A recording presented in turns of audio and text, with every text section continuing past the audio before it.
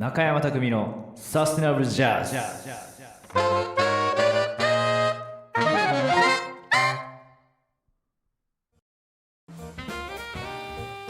この番組はさまざまなゲストをお呼びし、ゲストにまつわる音楽観やジャズの持続可能性について語り合います。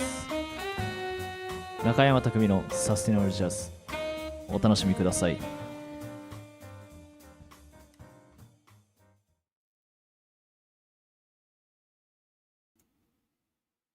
こんにちは、サックスプレイヤーの中山匠です。サステナブルジャズも今回で第11回目を迎えました。いつもご視聴いただいている皆さんありがとうございます。今回は初の日曜日のお昼の、配信ということで、なんか気分もちょっと違ってる。個人的にね、いつも暗い窓の外は暗い中でやってるんですけど、今日初めて明るい日中の配信ということで、ちょっとウキウキした気分でやっております。今日は、ゲストに幅広い活躍をされている、素晴らしいピアニスト秋松本さんをお迎えしてサステナブルジャズについて話していきたいと思っています。それではご紹介します。秋松本さんです。よろしくお願いします。よろしくお願いします。喋んないのかと思った。いや、皆さんこんにちは。ピアニストの秋松本です。よろしくお願いします。ありがとうございます。はい、詳しいプロフィールははい、YouTube の概要欄の方にございますので、はい、見ていただければと思うんですが、はい、どこからお話ししようかって感じですけど、ですね、まず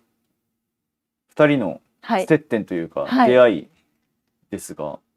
いつですかね。あれか。出会いね、結構。2016年の春に横浜で上野浩平君と、あの時初でしたかね。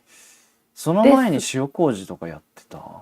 一緒に。でも六本木スーパーデラックスでご一緒しました。そうだね。東京塩麹の。じゃあそっちが先だ。はい。2015年のスーパーデラックス、六本木のスーパーデラックスっていう、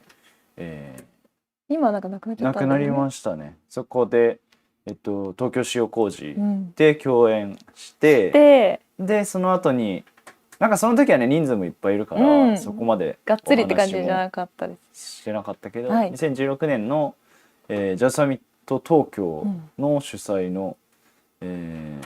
スプリングフェスティバルで、横浜バンカートっていう、そこももうないんじゃないかな。そうですね。確かそうだよね。いいとこでしたけどね。でそこで上野浩平君と、クラシックサックスのもう代表するスーパースター、上野さん、僕と同い年の上野浩平君と、僕とサックスで2本でやるっていうので、秋さんと伴奏としてそうですねご一緒させてもらって、それ以来がっつりはそこがお初ですよね。いやもう本当に素晴らしい。ありがとう。私結構そのジャズにもすごく昔から興味があるタイプだったので、多分匠さんのセッションとかに何回か行かせていただいたりして、匠さんからアドリブはこうやってやった方がいいよみたいなことをいろいろ教えていただいたのも1回だけではないなんか2回ぐらい錦糸町の J フローとか行って家近かったんで、そこに結構たまに行った時があって、そうだったね。これ匠さんがリーダーでセッションされてる、結構昔ですよね。そうでした。そんなことがありました。っていうこともあり、いや本当に先日も6月に僕の、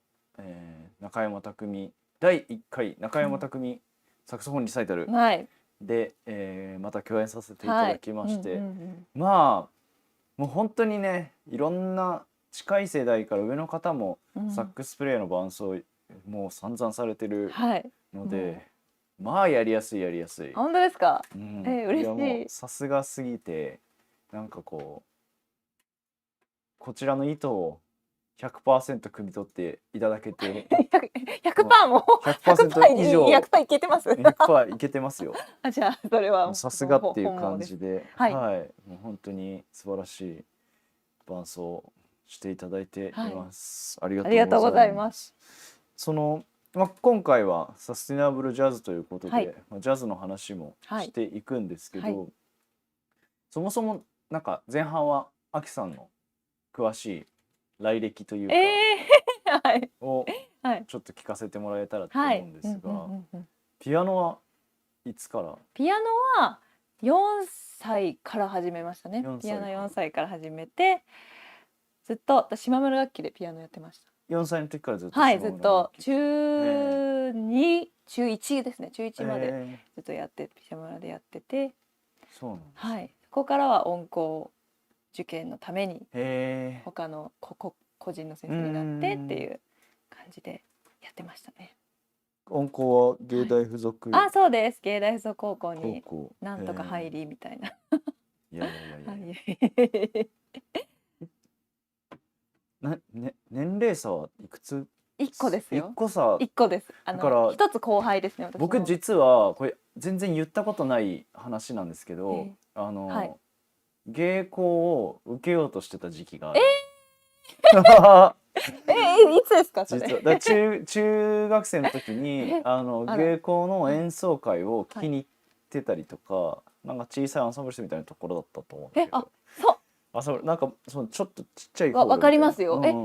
そんなマイナーなやつに来てくださったんですね、静岡から。そうそうそうそう、聞きに中学生の時に聞きに行って、はいで芸校に行くかはいどうするかみたいにすごい迷ってた時期があって、でもその時からバリバリジャズでって感じだったんですよね。そうね。だけど、うんまあそれこそ石若俊君とかもそうだけど確かになんか俊君はこうなんだろうね、クラシックもやってみたいというか、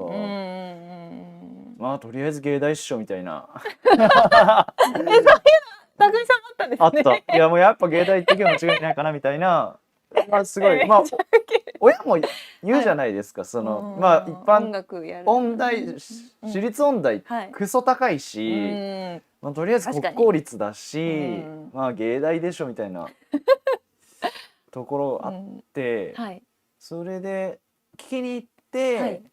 で聞きに行った感じで、なんかやっぱそれでずっとクラシックを勉強していくのもちょっと違うのかなっていうふうに思って、ちょっとご自身のイメージとはそうそうそう、それで行かなかったんだけど、でもうね今ねアキさんの話を聞こうとしてないので自分の話ばっかしてるんだけどね。全然いいですよ。私も言いたいことがあったらもういろいろ言うんそで、はい。いやーそうだからもしかしたら芸校で会ってたかもしれない。先輩後輩だったかもしれないですね。よかったねその頃会わなくて。なんで？もっと仲良くなってたかもしれないですよ。それならいいですけど。なんかさっき石岡俊君の話されてはいはい思ったんですけど、っていうことは匠さんも最初サックス始めた時からジャズをやられてたんですか？いやそういうわけではなくて、俊君は多分割とジャズからだと思そうですよね。はい。最初吹奏楽はい。でももう入ってすぐに、はい石森さんで楽器を買ったんで、石森管楽器で、はいでそれもあってジャズの先生山中義之さんにすぐ習ったので、もうすぐジャズ。すぐジャズ。じゃあなんか私が思うに本当に匠さんも芸校どうしようかなって時はジャズをやられてて、やっぱりクラシックに行こうかなとかいうふうにちょっと思われた？そうねそうね。だからやっぱり楽器の技術は絶対必要だと思ってたし、思ってるし、だからなんかこうただちゃんとやっぱそこの勉強するにはクラシックっていう感じがまああって、でもなんだかんだでそのままクラシックはなんだろうね、そんなにがっつり勉強してっていうことなく過ぎてしまって、で大学入って雲井正人さんに1年習うことができて、それは個人的にですか？そう副科でそうそうそう取ることが、副科でクラシックを取れるんですね。そうそうそうそう面白い。1年で運よくなんかもうその年1年だけ雲井さんがジャズ科を見てた奇跡の代で、ジャズ科の副科の先生はみんな雲井先生みたいな。そうでもその1年だけだったから、じゃあ奇跡ですね。そうすごい偶然だなっていう感じだったんですけど、レジェンドにね、そうなんですよ。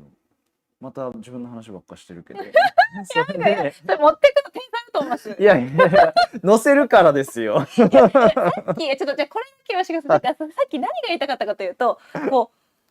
うジャズからクラシックに行くのとクラシックからジャズに行くのどっちがより大変かっていうのを考えた中で、なんか私は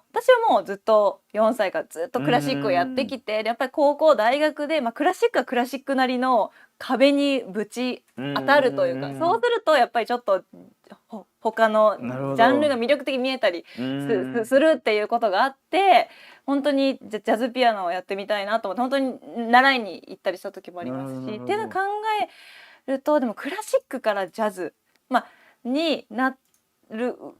行くよりはジャズからクラシックに行く方が両方すごい大変ですけど、大変さが3% ぐらいジャズからクラシックに行く方が簡単なんじゃないかなってほんのちょっとですけど、でもなんかそういうものを私は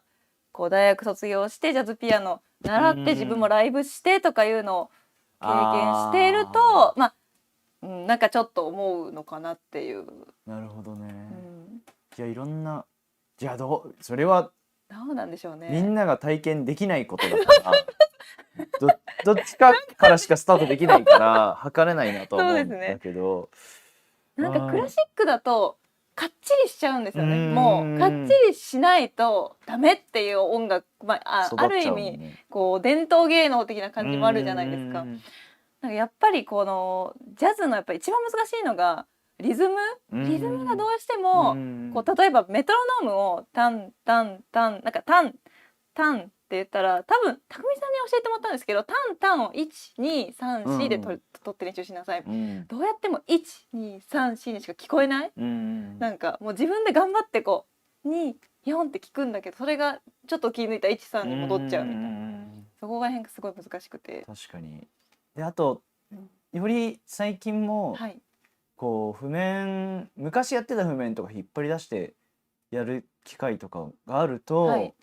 当時は譜面しか見てない「レ」なら「レ」だし、なんかこうそれがとっても今となってはこうハーモニー、コードにすごい感じて、このコードとか、このスケールになってるみたいのがものすごい見えてくるっていうのは、確かにジャズやってる人ならではですよね。なんじゃないかなって、すごいそこの感覚はそうですね、確かに違うなと。なんかハーモニーをすぐ読み取るっていうよりは、その音をいかにコントロールするかの方が重要、そのクラシックを演奏するにあたってっていうところもあると思うので、ちょっとそれは先に考えたことだったんで、ちょっとこれだけは言って帰ろうと思って。なるほど。なんかそれ似たような話で、そのなんかよく大学時代の、サックスの友人とそれ話してたのは、クラシックの方がすごいもう中二病みたいな話なんだけど、クラシックの方がすごいか、すごいなんていうの、テクニック的にどっちのが上かっていうなんかそのマイケル・ブレッカーの方が上なのか、クラシックのそういうなんだろう、ドラングルとかそういう方々の方が上なのかみたいな、そういう話をしてたのを今すごい思い出しました。ブレッカーとかすごいですもんね。めちゃくちゃうまいけど、どういう見解だったかその時に出した答えは、まあでもそのジャズプレイヤーって自分の道で吹けばいいから、そうですね。だからジャズの方がやっぱり技術は劣るんじゃないかみたいな。でそのクラシックプレイヤーは限界に挑戦させられるので、そうコンポーザーによってそれを書かれたものを吹くっていうところで、なんかその辺の違いはあるだろうなっていう。だからストイックに練習する人はそこをなんかこう自分の練習の中でもちょっと行ったことのない吹きづらいラインを吹いてみようとかやるんじゃないのかなっていうふうに。でもその辺もまた脱線しちゃうけど、全然やり方人それぞれだなと思って、なんかサックスだったらこれ吹きやすいライン、一番早く吹けるラインとか、ピアノもあるじゃないですか。発見だったら楽だけど、なんか古見発見言ってるとみたいな、まあ確かに大変だったりとか、弾きづらいとかそういうピアノの連打苦手ですね。あーサックスは得意じゃないですか。確かに確かに確かにいやそういうのも人によってそれぞれチャーリー・パーカーとかはやっぱサックスで吹きやすいうん。ラインを、あ、そうなんですね。だか吹きやらすい。そう他の楽器がわざわざパーカーのラインを吹かなくてもいいんだよなっていう、あそれでそれよく言われるのはオーネット・コールマンとかははそういうの関係なく、うんもう本当に吹きたいラインをサックスによるインスパイアじゃなくてー。へえ。そもそもにある歌でのラインを紡ごうとしてたとか。面白い。でなんかもピアノもあってその作曲家が何の楽器が一番得意だったかによって例えばはショパンとかリストいるじゃないですか。リストあの二人はもう名ピアニストだったんであ彼らが書いたピアノ曲めちゃくちゃ多く残してるんですけど彼らが書いたピアノ曲はめっちゃむずい曲はむずいんですけど、なんとなくハマりやすい手にはまりやすいとか、あとその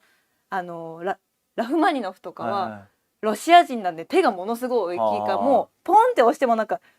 ドからミみたいな普通に押す日本人の女性だとかタタンって弾かないといけないからまあでもラフマニノフ名ピアニストだったんで弾きやすいんですけど、まあ、その作曲家によって全然違ったり。面白い。ジャズでもすごい今日話広がって面白い。ジジャズでもアレンジャー、はい、ビッグバンドのアレンジャーってなんかまあいろんな方いるんだけど、トロンボーン奏者ってすごい間持ちだからグレン・ミラーとかそうもうなんかすごい、やっぱいいアレンジャーが多いって言われてて、トロンボーン奏者はそのまあ音域も無理なく書くし、みたいな。でサックス吹きは、まあ、ブラスの気持ちあんま分かんないんで自分もブラスだけどその金管楽器の気持ちがあんまり分かんないから、結構なんか跳躍とかプラス大変だけど書いちゃったりとか、音域もいや出るっしょみたいな書いちゃったり、あと金管は伸ばしてるのがきつい、ずっとそうですねロングトーンってきついんだけど、だからバラードとかで高音とか書いちゃう長い。サックスはねもうサックスはいくらでも余裕だからそういうのを書いちゃいがちとか、そういうので、あとやっぱりアレンジャーがどういう楽器やってるのか割とピアニストはこの感じあるよねとか、サックス奏者のアレンジだとやっぱサックス取りとかはすごい吹きやすいのがやっぱり多いから、なんかどっちがいいんでしょうね。吹きづらいのを吹くことによって技術が伸びる可能性もあるっていう。そうですね、すごいなんか国際コンクールサックスのクラシック国際コンクールとかよく一緒に同行させてもらうんですけど、何度も世界チャンピオンをねありがたいですよね。もう一緒にちょっと有名にさせてもらって世界一請負人みたいなすごいですよ。ちょっとそうなりたいって感じなんですけど、コンクールって3年に1回とか4年に1回とかある時にその現代曲の新曲みたいなのが発表されるんですけど、なんかやっぱり長い目で見ると年々難しくなっていくっていうのがあって、なので10年前はこんなの誰も吹けないよって言ってて、コンクールの受ける人はみんな頑張って吹くみたいな曲を10年後だともう大学生とかが試験で吹いたりするみたいな感じがあって、だからだんだんレベルって上がるんだなと思ったんですけど、ジャズとかはどうですか？いやそれはあると思います。そういった課題曲みたいなないにしても、それこそジャズの大会、日本だとビッグバンドコンテストとか山野だったり、あと今後の大会もいくつか、浅草ジャズコンテスト、ちぐさ賞とかいろいろあるけど、山野に関しては毎年見てて本当にレベル毎年上がってってるっていうふうに言われてるし、実際もう本当によく上の世代の方と、審査員の方もおっしゃるのは、自分たちが学生の時はもうこんなの全然考えられなかったみたいな言うんで、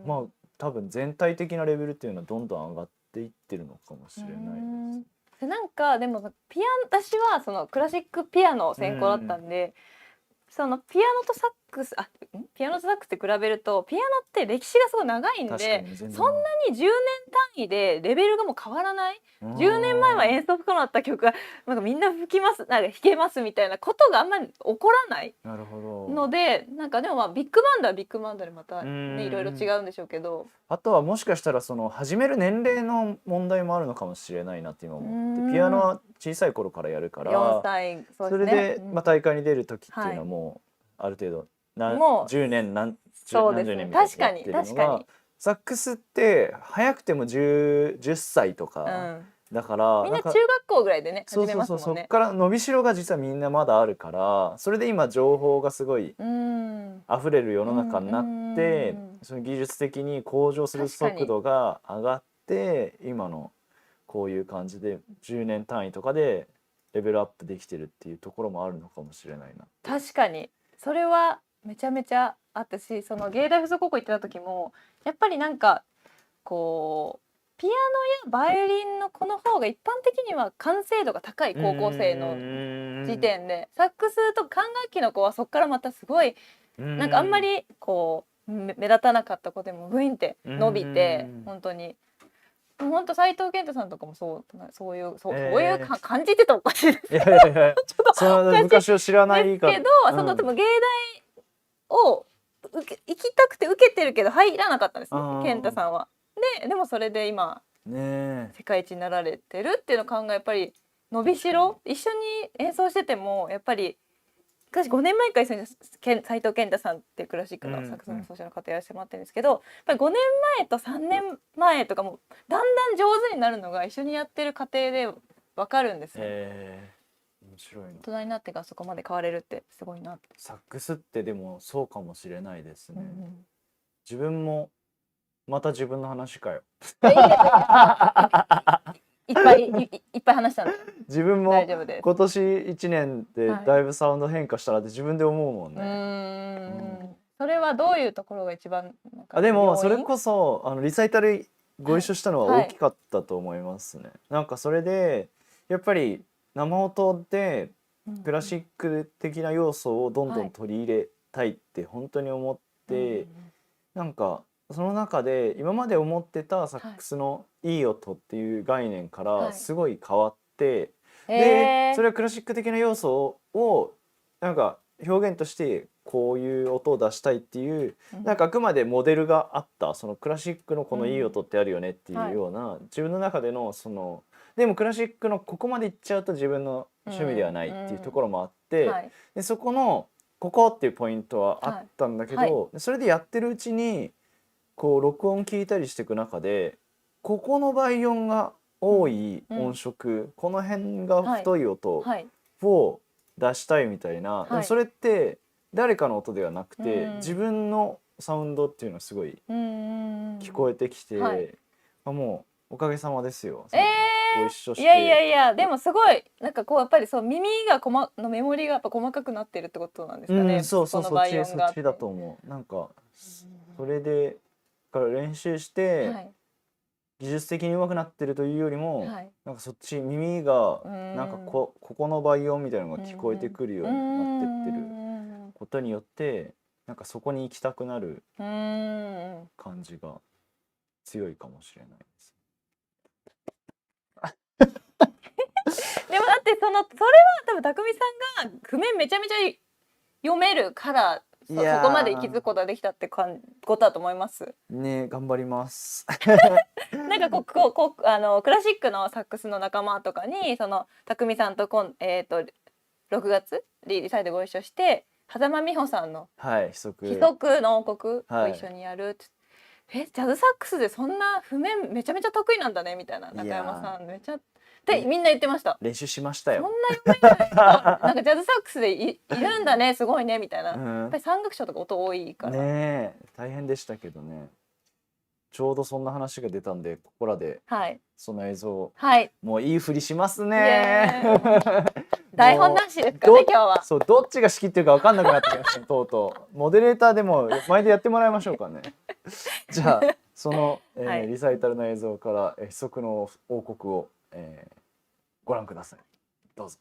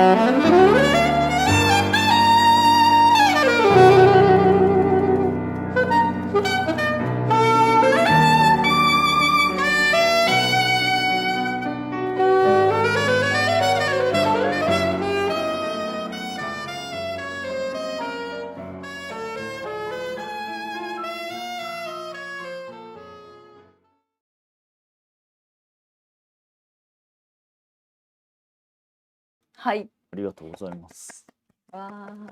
さすがでした。で実はこのリサイタルの、もう情報も公開されてるんで、皆さんご存知かもしれませんが、はい、このリサイタルを今度は全国にお届けということで、来月ね11月20日から合ってます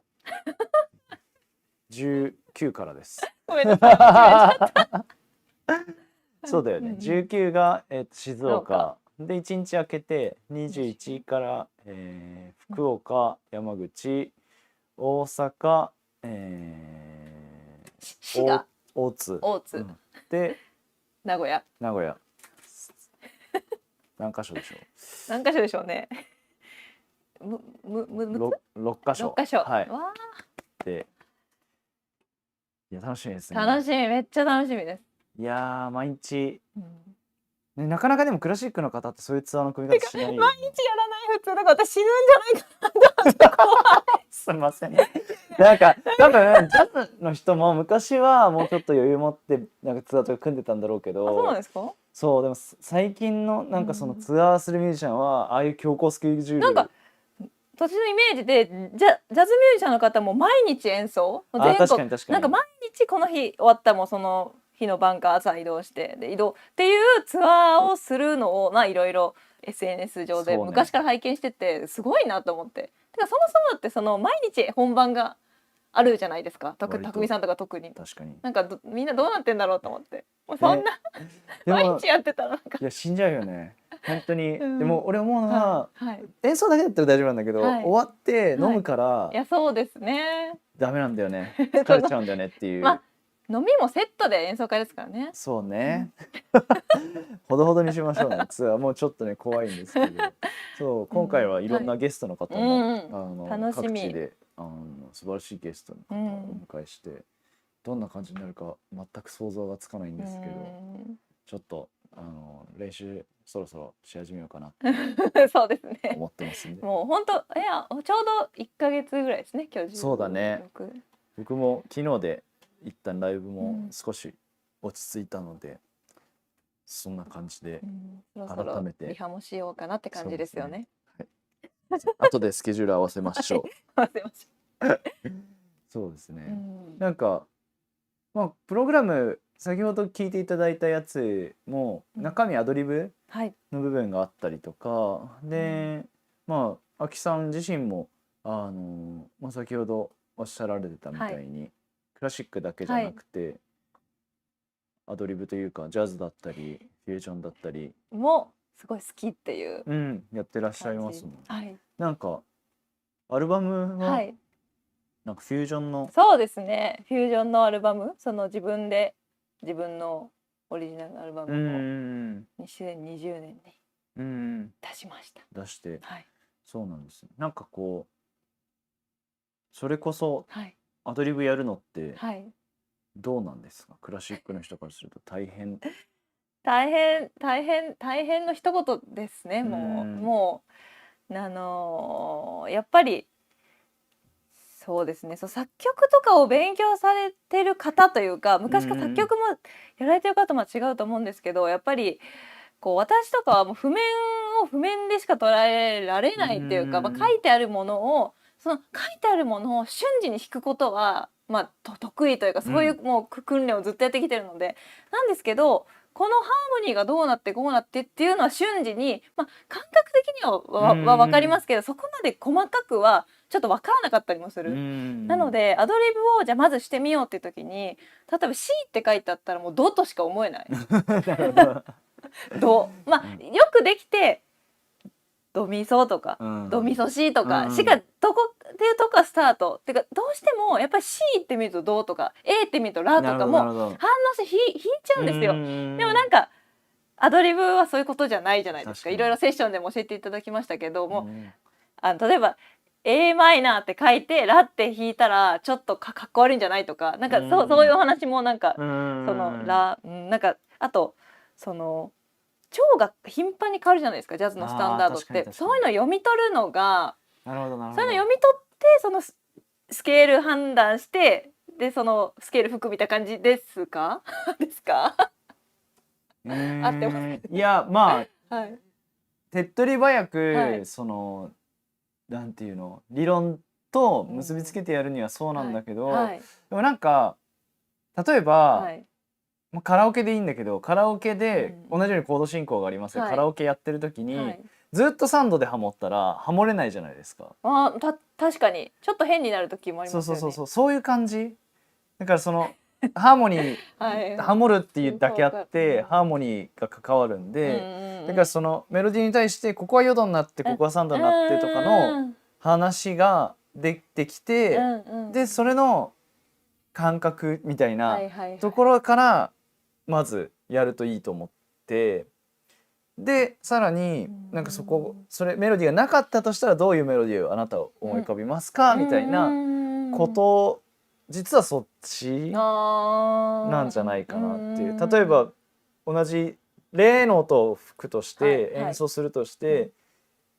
C メジャーの上でのレの響きと D マイナーの上でのレの響きっていうのは同じレなのに全然違う、役割が変わる。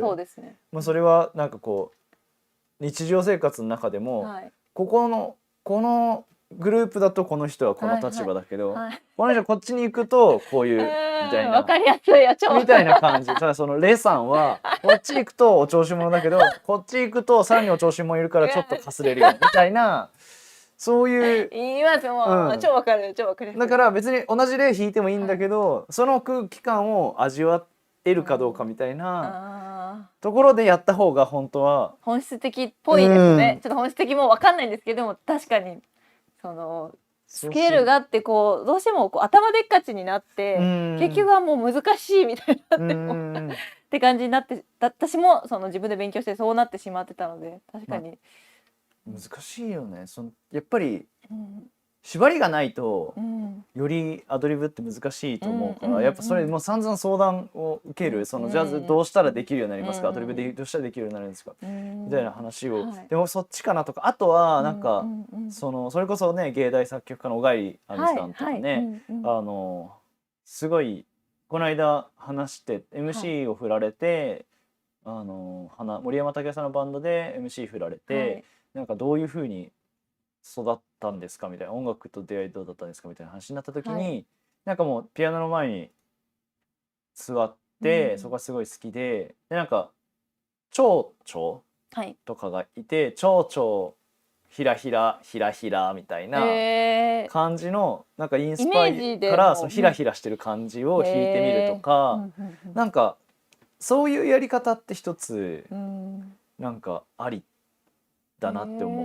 て、最近よりそういう感じでピアノを始められたって小貝さんが、そうで作曲もその作業と同じ感じでっていうふうにおっしゃってて、まあ、確かに僕自身もなんかこう確かにスケールもあっていろいろあるんだけど、なんか、まあ、やり方次第だし人によっても違うと思うんだけど、なんかそういうイメージを音にするみたいな、なんか単純だけどこうじゃあ風タイトルだったら、ちょっとこう普段の音色よりもサブトーンみたいな音を入れてみようかなとか、それやってるうちに楽しくなってきてみたいな、そういうアドリブの仕方もなんか同じ奏服にしてもそういう気分が違う、こういう奏みたいなちょっと暑苦しい奏とか、なんかそういういろんな種類の音がそうなんかそういう感じの表現、ドレミ自体を考えるというよりも表現優先で、みたいな、なんかマイルスもそういう話してたっていうし、なんかハービー・ハンコックがよく言う話で、マイルスとツアーしてる時にショッピングモールみたいなところに行って、でなんかショッピングモールのところで親子がいて、で小さい娘さんにお母さんがすごい怒ってたの。なんとかしなさい、うるさいじゃないわかんないけど、ですごい怒ってて、そしたらマイルスがハービーの耳元に来て「あれを演奏しろ」って。どういうことですか？その母親の怒ってる感情を表現しろって。へえ。でそれでそのライブでそうだからそういう例えばだけど、例えば、そういうことだから、音楽ってハービーが言ってたのは、とにかくその音楽はドレミとか音楽自体を表現するものじゃなくて、何かしらをドビュッシー月の光みたいな、確かにそういう話を、まあ作曲家自身はそういうのがすごい多いし、ロマンチストが多い感じもするし、なんかまあいろんな人いて、なんかもっともっとそのシンプルにこう音楽としてなんていうのかね、学問としての音楽みたいな形でドレミもっとここの音使ったことないところに行きたいとかで構築する作曲家もいればみたいなところで、なんかアドリブ取る時はなんかそっちでとりあえず楽しんでやってみるといいんじゃないのかなっていうのを僕は思ってて、やっぱり匠さんに言われるとものすごい説得力がありますね。でも説得力あるのは偉人たちの名前を引用して説得力を増させてるという巧妙な手口なんですけどねすごい今腑に落ちてって思ってでもなんか今そのお話聞いて大丈夫ですか？なんかクラシックだと表題音楽と絶対音楽っていうのがあるんですよ。面白い。表題音楽だと例えなんかそのあるイメージを音にしたものが表題音楽だから多分今匠さんがおっしゃったその風がピューピュー吹いてるとか蝶々がひらひらを音楽したのは表題音楽で、絶対音楽はもう音楽のもう音で示すというか、そういうなんかこう元になるイメージというか、その何か物とか風景がイメージになってるものじゃなく、絶対的な音楽っていうかなんかそういうのがあって、でクラシックは昔から絶対音楽だったんですけど、ロマン派1800年後期ぐらいから絶対嘘反対の表題音楽が出てき始めて、なのでドビュッシーのとかはドビュッシー有名作曲家だとドビュッシーとか表題音楽とか言われたりしますし、だからそのやっぱりそこもクラシックとジャズの違いもあるのかなっていう。でもそれを考えると、はい、もしかしたら、はい、チャーリー・パーカーってうん絶対音楽かもしれないね。音の並びでビバップ、うん、示すみたいな。でそのタイトルとかも適当だから、その、麻薬の売人の名前、ニックネームとか、なんかもうよくわかんないタイトルいっぱいあるし、だからそれこそそういういわゆるジャズスタンダードはもともとジャズじゃないから、なんか映画音楽とかミュもージカルとかだから、そういうところは、そういう表題音楽にもちろんガーシュウィンとかもそういうの書いてるわけだから、そういう流れを汲み取ってるけど、ビバップでチャーリー・パーカーとかディズィー・ガレスビーって絶対音楽だね。面白い。でそれが時代経てマイルス・デイビスがパーカーの後なんかこうさ引き継いでじゃないけど、マイルスの時代になって、マイルスがそっちに持ってったかもね。それ絶対音楽としてクールジャズもあれば、でもやっぱその後さスケッチ・オブ・スペインとか、なんかそういうことをマイルスはやってくから、なんか似たような道をそうですね歩んでる。なんかこの見解は今まで僕は気づいてないところだ。誰かこういう話してる人いんのかなみんな見てください。ねえ、なんかすごい話の気がする。でも本当チャーリー・パーカーがその例えば麻薬の売人とかそんなに題名に特に意味がないっていうのも、例えばベートーベンもピアノソナタ1番2番3番4番5番とか特に題名がついてない、なんかその月光とか熱情とかそうついてるのも副題がついてるのもあるんですけど、それ本当にベートーベンがつけたのかっていうのは定かじゃないんですね。なるほど。なのでちょっとそこにすごく似てるなって思ったのと、あとそのジャズで思ったのが匠さんのリサイタルでチッコリアのチルドレンズソングも番号がついてたなと思って、なんかちょっとクラシックっぽいなって思いました。そうだね、そこは完全にクラシックにインスパイアというか、そういう手法でコンセプトもそんな感じするし、そういうやり方かもしれないですね。面白い。面白い。なるほど。フュージョンはどういうきっかけで？私ピアニストの松井恵子さんがものすごい好きなんですね。でそれちょっとこう、聞きやすいというかちょっと懐かしい感じで聞きやすい感じがすごい好きなんですけど、それは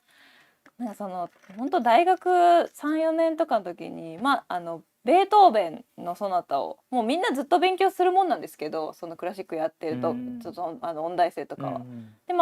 週に1回新しい曲読みしてレッスン持ってくみたいなって感じで、やっぱりそのクラシックってある程度なんでしょうそれなりに聞こえさすまでがすごい難しい。なるほど。その音符をそのまま弾いても、例えば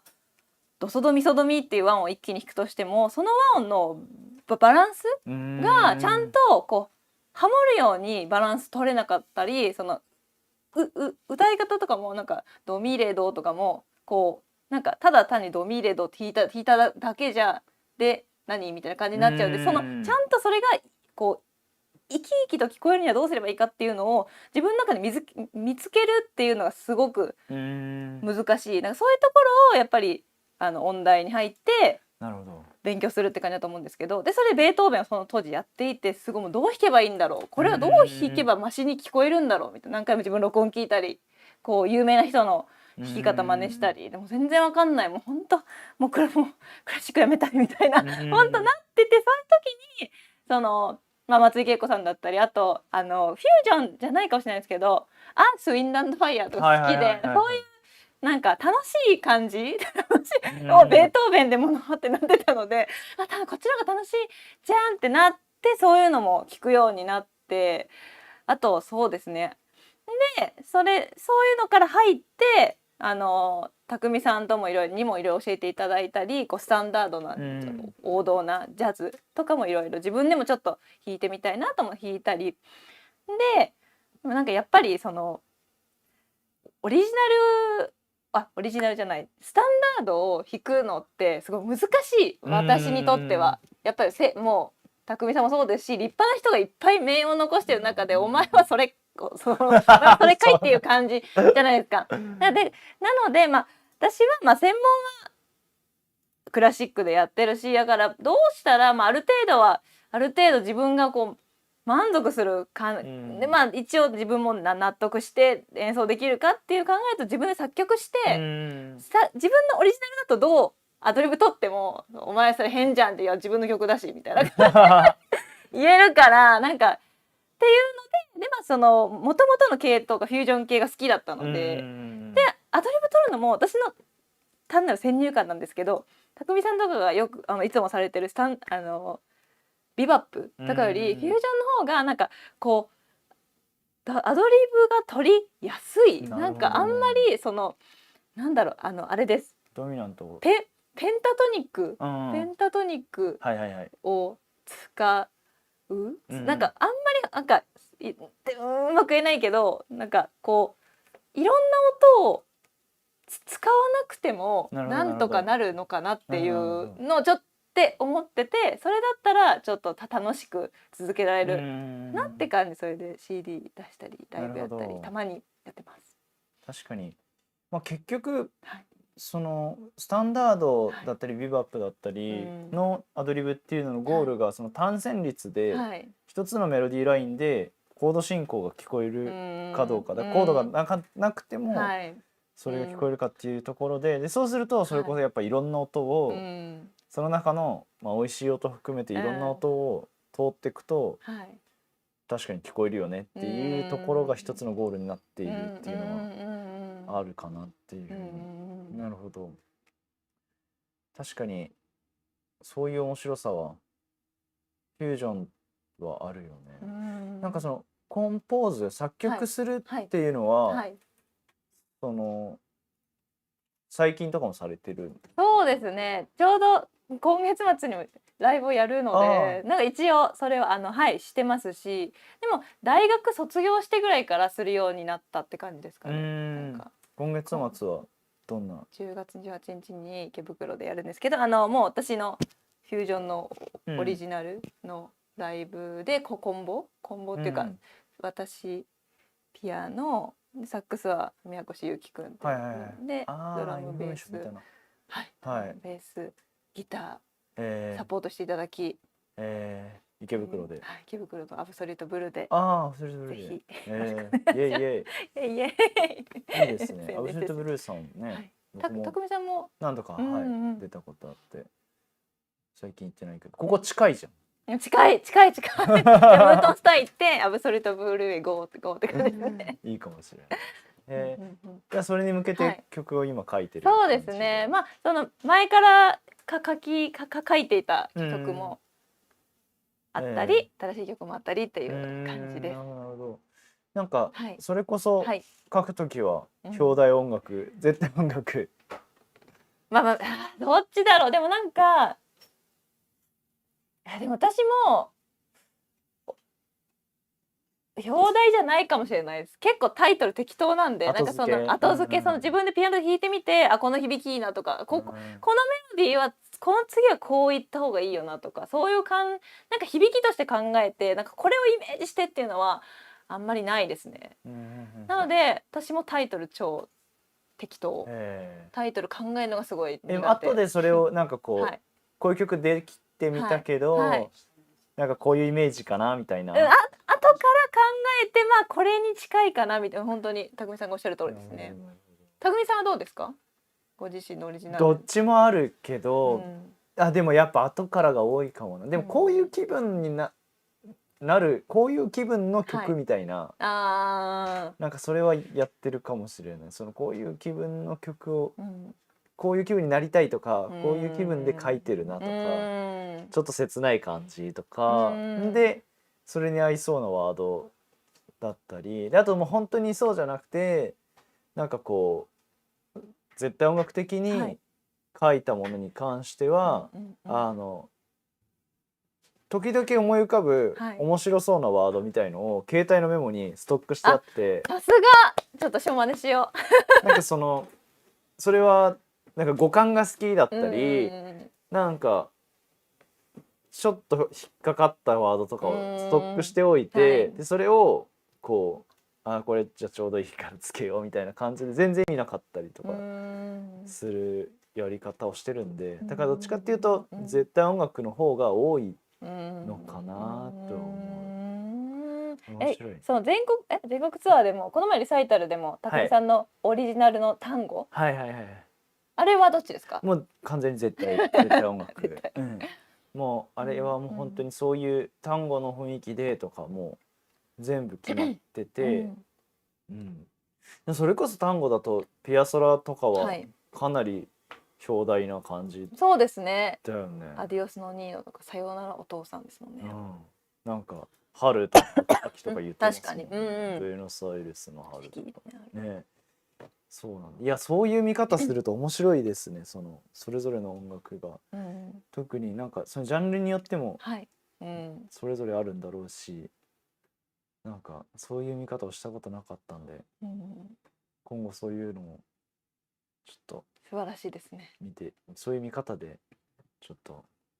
取り入れてみようかなって広がりますね。思います。ありがとうございます。なんか言い残したこととかあります？言い残したことはなんでしょうね。まあでもフィルーツの動画見てくださいとか。そうですね。アキさんも YouTube チャンネルがございまして、やっていまして、そうね、フィルーツので健太くんとね、斉藤健太も同い年で、すごくもう本当に刺激をもらってる素晴らしいプレイヤーなんですけど、この間もねリサイタル聞きに伺って来ていただいて素晴らしかったですね。もううまいのはもうみんな知ってると思うけど、やっぱすごい感動しました。嬉しいです。なんか健太さんはというか、まあ皆さんね上手な方そうですけど、もうなんかこう限界にいつもなんかこう挑戦してこようと挑戦してこようってかストイックだよね。挑戦しようとするプログラムをなんかプログラムがなんかリサイタル結構毎年されるんですけど、なんか年々重くなるみたいな年々終わってもなみたいな、こう私たちはもう老けるじゃないですか、こうなるほどね。はい。でもそのプログラムが大変になるからもう終わるごとに2人ともって感じでなってるって感じなんですけど、そう健太さんと動画サックス何でしたっけ、道場、サックス名曲アンサンブル道場、サックス名曲アンサンブル道場っていうのやってて、私がクラシックサックスの伴奏をいつもとてもよくたくさんやらせていただいて、でアンサンブルはピアニストなので、普通サックスとかのレッスン動画ってここ吹きにくいからこう吹いた方がいいよとか、この音はこの回尾使った方がいいよとか、そういうこともメインに言うかなと思うんですけど、ピアノと合わせる時はこの拍の4拍目から1拍目に行く時にちょっとこう1を強調した方がピアニストに分かりやすいよとか、そういうアンサンブルをする上で何が大事かっていうのを健太さんと解説してる動画もやってます。面白い。もう本当に単純に面白いですよ。僕も拝見してクレストンのその後ねプログラムに入ってるんで、解説してます。ちょっと拝見してちょっとアンサンブルの妙をねパクろうとそっかみたいな感じで、もうでもああいうのも見ると、まあ同じ音楽なんでジャズとどう違うのかっていうアンサンブルだったりリズムの取り方だったりとか、それがもう本当に全然違うのが、ああいうの見ると本当にはあそこで合わせるのねみたいな感じがあるんで、あれはいい企画ですよね。勉強になります。でもやっぱりなんかジャズを専門にやられる奏者の方も匠さんとも結構何年も前からたまにご一緒にちょっと演奏させていただいたりあったんですけど、その私がそのクラシックの伴奏者としてこうコミュニケーション取れるようになった分だけクラシックじゃない奏者の方と演奏する時もやりやすくなったなっていうのはすごいあって、だからそれはこう相手の呼吸を読み取るとか相手に寄り添うっていうのはあんまりジャンルっていう能力はあんまりジャンルに関係ないのかなとか、まあそのもちろんリズム感とかまた変わってきますけど、相手の呼吸を読むとかどのタイミングで吹きたいのかとか。まあ、あんまりジャンルは関係ないのかなってこの前のリサイタルでなんか相性とかじゃなくて、相性とかももちろんあるのかもしれないけど、じゃない、はい、空気読める読めないみたいなめっちゃありますよね。だからやっぱ歌の伴奏が上手いピアニストって、もうどの歌とやっても歌の人はやりやすいって言うし、なんかやっぱそういうのってあるんだろうなっていう。だからクラシックだと結構この管楽器の伴奏をメインにやる方とか弦の伴奏をやる方とかって決まってるんですけど、ジャズとかだとはあんま関係ないんですか？やっぱり歌番多い人って歌番多いねとか、歌番全然やんない意図してやんない人も好きじゃないとかって方もいらっしゃるし、それぞれやっぱり違うんですね。なんかでもだからといって、でもコミュニティも一つあると思って。そのシンプルにスキルの問題だけじゃなくて、例えばトロンボーン奏者ってビッグバンドやってる人が多いから、確かに横のつながりすごいある。だからトロンボーン吹きの伴奏を良くするリズムセクションって、トロンボーン吹きで同じ感じで回してるよねみたいな、多分こういうのってあんまりそういう見方しないし、でも僕あちこちの店出て自分もブッキングしたりとかプロデュース任せたりされたりする中で、どういう組み合わせをしたらいいかっていうのは常に考えてることなので、そうするとなんかそういうのは実はトロンボーン吹きってこの辺のミュージシャンとよくやりがちだよねとか、あと店もある。店このお店このリズムセクション出がちとか。だから今回昨日まで六本木のアルフィーさんで 3days やらせていただいてて、でも僕のもう独断でこの人たちこういう組み合わせでやりたいっていうふうにお声掛けしてるから、アルフィー出るの10年ぶりとか、普段はもう出られない方でも逆にこの売れてるドラマーが5年ぶりとか言ってるって誰が出てんの他にみたいな。だから多分同じ人たちが割とずっと出てるとか、だからすごいそういうのあるジャズ界はあるなって思ってて、もっとシャッフルした方がいいんじゃないかなって僕は思うんだけどね。同じお店の方がやりやすいとかそういうのもあるんですかね。あと呼ぶ側も多分この人出てるから安心とか、もしかしたら共演 NG とか出禁とかあるかもしれないじゃないですか。結構あるんですかそういうのって。そこまでないよ。中には全然ある。僕は出禁の店、でも出禁とか共演 NG とか共演 NG はまあどうでしょう。ありそうだなこれは。僕は別にね誰でもウェルカムなんですけど、向こうが NG って場合もありますからね。ちょっと大変興味深いですね。それじゃあ特別編でね、非公開動画でやりましょう。名前のとこピーって入れて、なんとかさん。これね、編集大変ですよ。ずっとピーって入れて。嘘よ。面白いですね。すごいな、すごい話で終わっちゃうな。なんかないんですか他に。でもその匠さんとリサイタルを今回録画しようって言っていただいたのも、その私がフィルーツ作曲のサクソフォンソナタの YouTube 動画を収録をお願いしたのが多分きっかけだと思うんですね。そうなんです。本当にその通りで、ぜひご覧いただきたいんですけど、秋松本チャンネル、秋松本で出てきます。 YouTube のそこで僕がフィルーツのソナタご一緒させていただいて、それをお声掛けいただいて吹いてもらいたいって言われて、なんかすごい反響があって。見ましたみたいな、クラシックやってる方とか楽器屋の店員さんとかからすごい言っていただいて、ああそうなんだと思って、でなんかそこに勝手にアイデンティティを見出して、いやマジで。でも本当はちょっとこれ言わせてほしいんですけど、私その高校生じゃないか、大学生の時からよくフィルーツのサクソフォンの伴奏をそのクラシック奏者の方の伴奏でやってて、でもフィルーツをみんなが吹く曲じゃないんですね別に。そのクラシック界の中でフィルーツをやんなくてもいい、別にやんなきゃいけない曲ではない。だからそのジャズをちょっと吹いてみたいとか、そっちにちょっと興味がある人が取り上げるんですけど、かっこいい曲で、アドリブがあるんですよね。全4楽章で1楽章、まあ4楽章にもあるのかな、にあるんですけど、そこが本当のアドリブなんで、そのコードしか書いてないで、そこでやっぱりみんなどうしようってなって、まあ大体はその作曲家の方にアドリブを書いてもらって、それを書き筆で吹いたり、あとは自分でアドリブ書いて、その奏者の方書いて吹いたりするともあるんですけど、でピアノもアドリブがアドリブなんですよ。アドリブパートなんで、こうバッキングしなきゃいけないので、それがすごい大変っていうか、まあそういう感じで、なのでこれをそのパガニーニラストを以前ご一緒させていただいた記憶があったので、匠さんだったら両方できんじゃねって思って、でもうアドリブは何もそのもう素晴らしいですし、そのやっぱりジャズのニュアンスでフィルーツ吹いてもらったらどうなるんだろうっていうのがあって、でそういう音源もなかったんですよね。その本当クラシック奏者、クラシックとジャズを両方やってる奏者が吹いてる音源はいっぱいあるんですけど、なんかもうジャズ奏者の方ががっつりフィルーツ全楽章吹くっていう音源がなかったんで、これは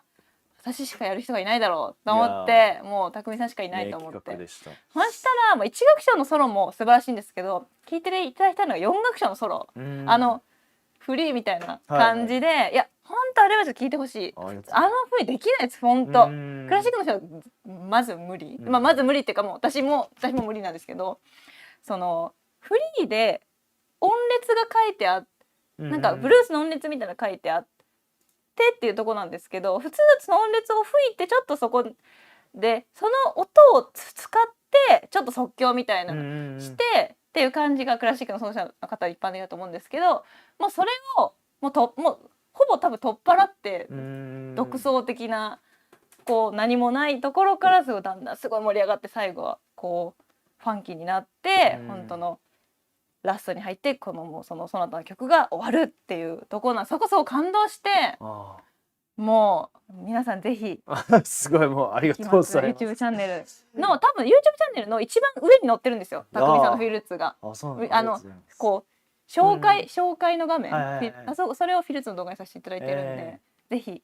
いやでも本当にきっかけをなんかそこにアイデンティティを見出して、でプログラムを6月にやって、でやっぱりクラシックちゃんとやりたいってすごく思って、自分なりにだけどっていうつもりでやってみて、でやってみて終わっていろんな方とお話しして、もっと匠色でいいっていう見解の方が多くて、だからそのクラシックだからこう吹かなきゃいけないみたいのをもっともっと取っ払っていいんだなっていうすごい気づきがあって、それって多分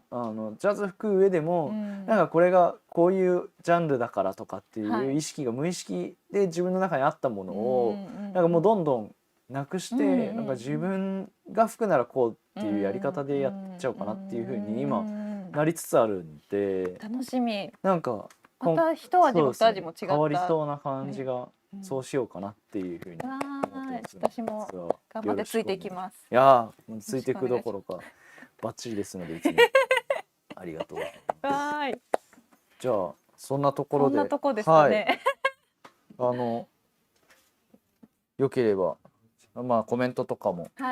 まだまだアーカイブでも募集していますのでよろしくお願いします。今日のゲストは秋松本さんでした。ありがとうございます。ありがとうございました。